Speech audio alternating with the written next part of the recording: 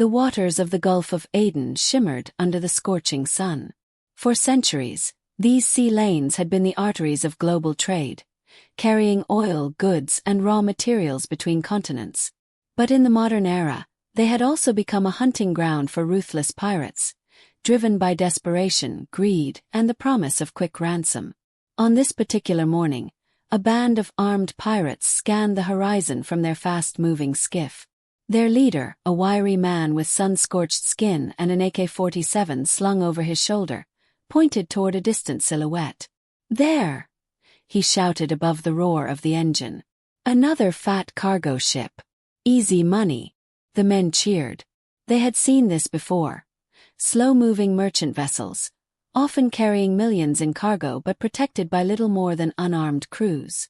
Pirates lived for these moments, boarding, seizing control, and holding both ship and crew hostage until ransom was paid. But what the pirates didn't know was that this was no ordinary vessel. Mistaken identity. From afar, the ship did resemble a merchant vessel. Its long, dark hull cut through the water steadily, with minimal noise. No commercial markings were visible at this distance, and to the untrained eye, it looked like the perfect target. What the pirates failed to recognize was the subtle, telltale signs: radar domes glistening in the sun, the angled superstructure designed to reduce radar signature, and the watchful eyes of sailors scanning the horizon. This was a United States Navy destroyer, part of a counter-piracy task force patrolling the region. On the bridge, Lieutenant Commander Harris stood beside the helmsman, binoculars raised. His calm but firm voice echoed through the comms. "Captain, we've got fast contacts approaching from the northeast. Small boat, high speed, heading directly for us." The ship's commanding officer, Captain Reynolds, didn't flinch. He had seen this pattern too many times. "Pirates," he muttered. Then more loudly, "Sound general quarters. Prepare for potential engagement." Pirates close in. Unaware of their impending doom, the pirates gunned their engines and sped across the waves. Spray drenched their faces, but adrenaline kept them focused. Two skiffs trailed behind the lead boat, each carrying heavily armed men, AKs, RPGs, and ladders ready for boarding. They had no idea that the cargo ship was bristling with hidden firepower. On board the destroyer, alarms blared. Red lights flashed through the passageways as sailors rushed to their stations. Gunners moved into position at the deck-mounted .50 caliber machine guns. Radar operators locked onto the incoming boats, feeding targeting data to the ship's weapon systems. Contacts closing fast. Range 2 miles and decreasing, the combat systems officer reported. Captain Reynolds nodded. "Maintain course. Let them commit." First shots fired. At 800 meters, the pirates opened fire. The crackle of AK-47s echoed across the sea. Bullets ricocheted harmlessly off the destroyer's armored hull. The pirates whooped with excitement, believing their prey was defenseless. But aboard the U.S. Navy ship, there was no panic. Just professionalism, discipline, and overwhelming power waiting to be unleashed. "Sir, pirates are firing!" shouted an ensign at the operations center. Reynolds replied calmly, "Hold fire. Let them come closer. Make sure they understand exactly what they've gotten themselves into." The pirates' leader raised his RPG, aiming at the towering silhouette of the ship. His men roared, convinced they were about to cripple another helpless merchant vessel. But then, in an instant, their confidence began to crumble. Realization too late. From the deck of the destroyer, warning flares screamed into the sky, leaving trails of smoke. Over loudspeakers, a booming voice thundered across the water. "This is the United States Navy. You are approaching a warship. Cease fire immediately and turn back or you will be engaged." The words hit the pirates like a thunderbolt. Shock spread across their faces. Some hesitated, gripping their weapons with trembling hands. They had not expected this. This wasn't a cargo ship. This was death itself bearing down on them. The pirate leader barked orders, trying to maintain control. "Keep going. "They're bluffing." But even as he spoke, the destroyer's guns swiveled into position. Massive barrels tracked the small boats effortlessly. Helicopters on deck roared to life, rotors chopping the air as crews prepared to launch. The pirates had made the worst mistake of their lives. The calm before the storm. On the bridge, Captain Reynolds gave his final warning. "Broadcast one last message." The communications officer repeated, in English and Somali. "You are attacking a United States warship. This is your final warning. Disengage now." For a brief moment, time seemed to freeze. The pirates exchanged panicked glances. Some began to pull back, others shouted defiantly. The skiff carrying the RPG wavered, uncertain. And then the U.S. Navy acted. "Engage," Reynolds ordered. The sound of heavy machine guns roared across the sea. Tracer rounds ripped through the air, splashing dangerously close to the pirate boats. The sky filled with the deafening thunder of helicopter blades as a Seahawk lifted off the deck, banking hard toward the attackers. The pirates had wanted a fight. Now they were about to learn what it meant to pick the wrong target. The first warning bursts from the .50 caliber machine guns cracked across the ocean like thunder. Water erupted just yards away from the pirate skiffs, spraying white foam into the air. The message was unmistakable: turn back or die. But panic and pride mixed dangerously among the pirates. Their leader, gripping his RPG, screamed above the chaos, "Don't stop. It's just a scare tactic." His men hesitated. Some ducked for cover, clutching their rifles. Others looked at him with wide, fearful eyes. The truth was sinking in. This was no lumbering cargo freighter. The reality hits. Through the smoke of their own gunfire, the pirates finally saw the destroyer clearly. Its sharp, angular hull towered above them, bristling with weaponry. Radar arrays turned like unblinking eyes. Sailors in body armor stood poised behind heavy weapons. This was a U.S. Navy warship. A predator of the seas, not prey. On board the destroyer, Captain Reynolds watched the approaching skiffs with the calm precision of a man who had trained for this moment his entire career. "They've realized who we are," he said quietly. "But it's too late." The combat systems officer nodded. Target locks confirmed. All weapons standing by. Escalation. The pirate's leader raised his RPG, defiance burning in his eyes. He thought if he could just land a hit, maybe the Americans would retreat, maybe the ship wasn't as invincible as it looked. He pulled the trigger. The warhead streaked across the water with a trail of smoke. It slammed into the side of the destroyer, only to detonate harmlessly against reinforced armor plating. A fireball blossomed for an instant, but the ship barely shuddered. On the bridge, Reynolds didn't even blink. "Return fire." The order unleashed the beast. Deck guns thundered, spitting streams of tracer fire that cut through the ocean like lasers. The pirate skiff that had fired the RPG exploded into flames, debris scattering across the waves. Screams pierced the air as men leapt desperately into the water. The other skiffs tried to veer away, engines roaring at full throttle. But the destroyer was already in motion. Overwhelming power. "Launch the Seahawk," Reynolds ordered. The helicopter lifted into the sky, banking hard toward the retreating pirates. Its door gunners leaned out, miniguns spinning with a terrifying metallic whine. The sea below churned as hundreds of rounds stitched lines of foam across the water, warning the pirates that nowhere was safe. At the same time, Navy ribs, fast, rigid-hull inflatable boats, roared down from the destroyer's davits. Crews of heavily armed sailors sped across the waves, cutting off the pirates' escape routes. From three angles, steel, speed, and firepower closed in. The pirates were trapped. Chaos among the raiders. The surviving pirates screamed at each other in confusion. Some threw their rifles overboard, raising their hands. Others tried desperately to restart failing engines. A few continued firing wildly, bullets sparking harmlessly against the warship's armored plating. The leader, still clutching his AK-47, realized the nightmare. His men were no longer cheering. They were crying, pleading, diving into the ocean. His easy target had turned into a death sentence.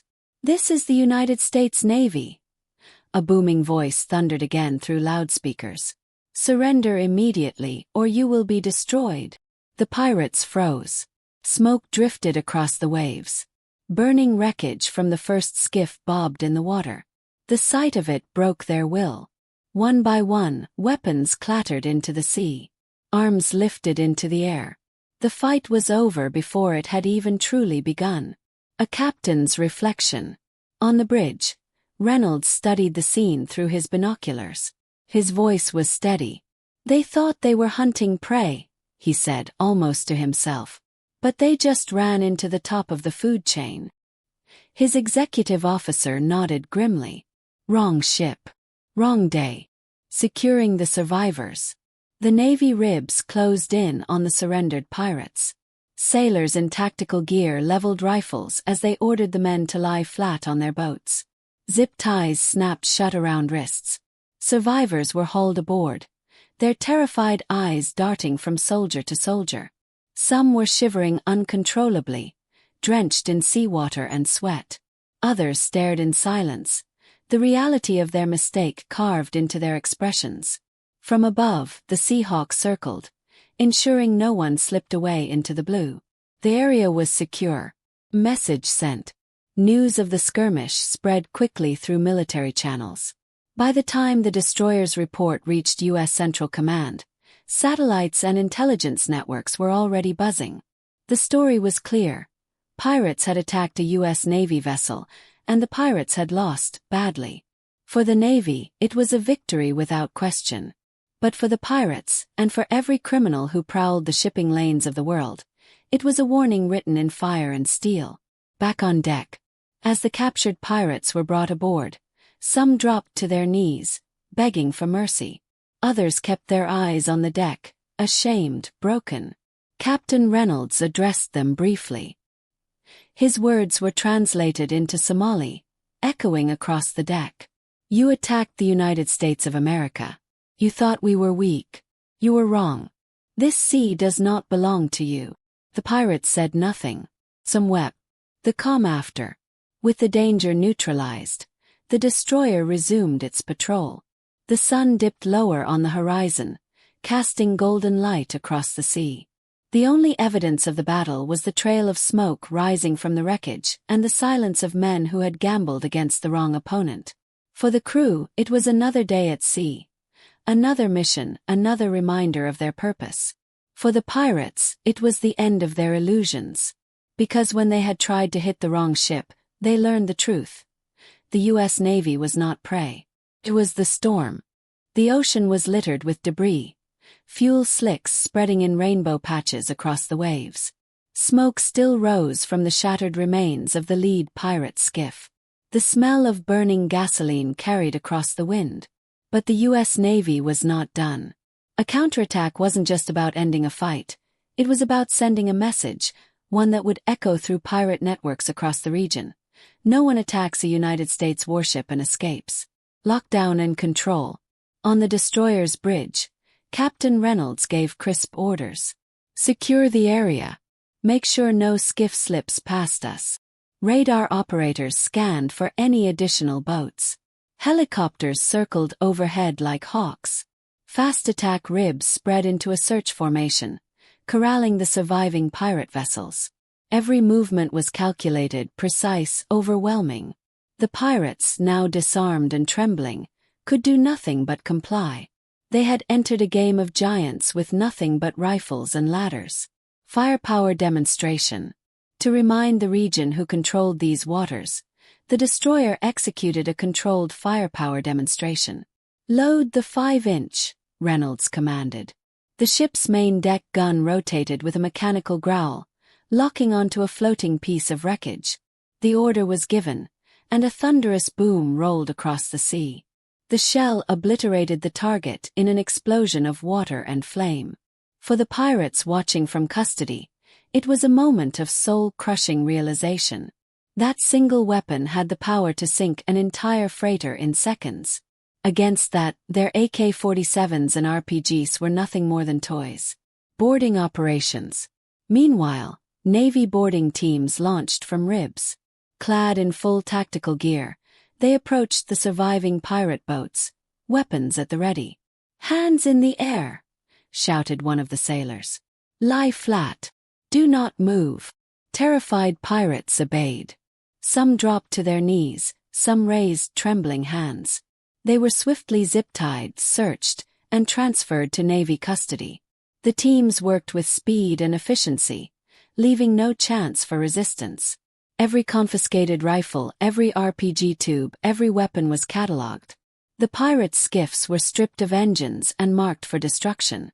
One sailor muttered under his breath, "Wrong ship, wrong day, fellas." The power of the sky. Above, the Seahawk helicopter widened its patrol, scanning for additional threats. Its infrared sensors swept the horizon, ensuring no hidden accomplices lurked beyond sight. When one suspicious boat appeared on radar, the Seahawk swooped in low, its minigun glowing red-hot with readiness. The small craft froze in place, its occupants waving frantically to show they were unarmed fishermen. The Navy crew recorded everything. They knew the world would watch this later, proof of professionalism, proof that this was more than brute force. It was control, precision, restraint. Inside the ops center. Below decks, in the Combat Information Center, screens glowed with tactical data. Satellite feeds, drone footage, and radar pings painted a complete picture of the battlefield. Reynolds leaned over the plotting table. Contacts secured. Hostiles neutralized. No U.S. casualties. His executive officer nodded. "Clean operation, sir." Textbook. But Reynolds wasn't smiling. He knew the truth. This wasn't just about a handful of desperate pirates. It was about deterrence. If news of this engagement spread, and it would, then others might think twice before targeting international shipping lanes.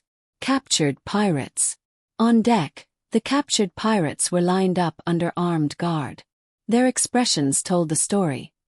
Fear, humiliation, and despair. The leader, once shouting bravely into the wind, now sat in silence, his shoulders slumped, eyes hollow. Journalists later described his face as a man who saw the ocean itself rise against him. Sailors whispered as they passed by. They thought we were cargo. They had no idea. Global broadcast. Even before the last pirate was secured, communications officers were transmitting updates to U.S. Central Command. By the time the ship stabilized course, CNN and BBC were already flashing breaking news banners. U.S. Navy repels pirate attack in Gulf of Aden. Attackers captured alive. Video footage, recorded by the helicopter's cameras, showed the skiffs charging the destroyer, gunfire lighting up the sea, and the overwhelming response that followed. The clip went viral across the globe. Comment sections flooded with words like, "Wrong ship, wrong day," and "They just picked a fight with a lion." Moral for the pirates. In pirate strongholds along the African coast, word spread faster than the wind. Survivors who escaped whispered of the colossal firepower, the helicopters, the thunder of cannons. For years, pirates had believed merchant ships were soft targets, easy prey. But after this incident, one fact became legend. The wrong target could mean instant death. Recruiters in pirate villages struggled to convince young men to join. Many now feared the oceans themselves. A lesson reinforced. As night fell, the destroyer's decks glowed under floodlights. The crew carried on with calm efficiency, cleaning weapons, stowing equipment, running diagnostics. For them, it was just another operation. But for the captured pirates, every clang of metal, every order barked across the intercom was a reminder of the power they had challenged and lost to. Captain Reynolds looked out across the dark sea. The horizon was quiet again, stars reflecting off the calm waters. "They'll remember this," he said softly to his XO. "They'll tell everyone back home. And that's the point." The XO nodded. This wasn't just a fight. This was a warning.